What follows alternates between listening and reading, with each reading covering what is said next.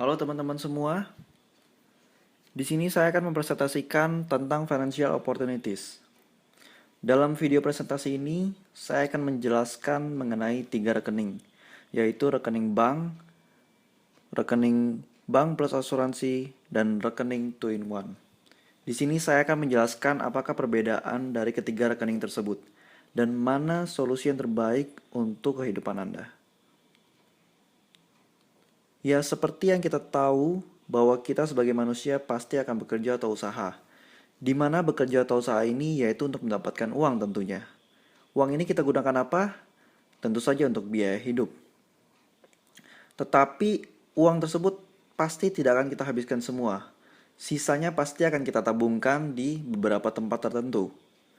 Di sini ada beberapa tujuan mengapa orang menabung. Yang pertama yaitu untuk masa depan yang lebih baik, untuk dana pensiun, dana pendidikan anak, dan dana darurat. Ini semua saya sebut sebagai impian atau cita-cita.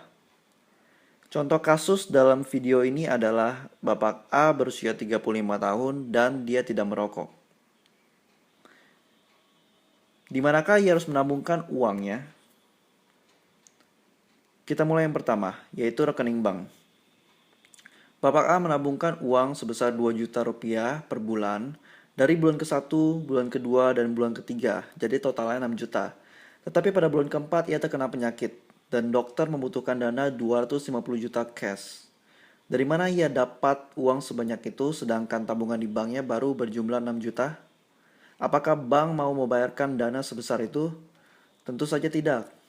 Jadi kondisi Bapak A pada saat ini adalah ia tidak memiliki uang, maka ia pun tidak dapat melanjutkan menabung apalagi mencapai cita-citanya.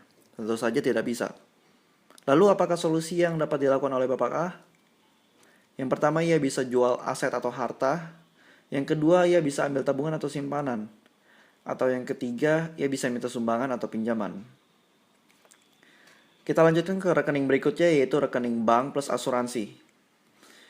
Dalam kondisi ini sama, Bapak A menabungkan uang sebesar 2 juta di bulan pertama, 2 juta di bulan kedua, dan 2 juta di bulan ketiga.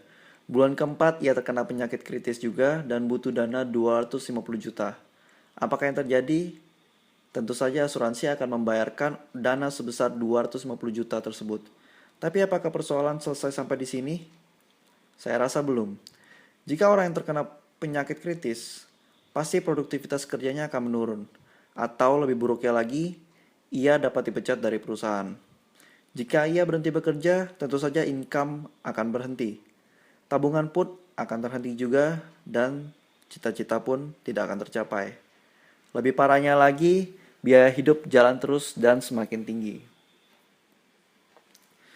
Di sini ada solusi yang terakhir yaitu rekening 2-in-1, yaitu kantong tabungan dan kantong proteksi.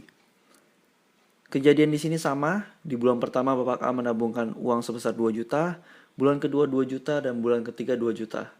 Bulan keempat ia juga terkena penyakit kritis dan dokter membutuhkan dana 250 juta. Kabar baiknya tabungan dan proteksi ini dipisahkan menjadi 2 kantong.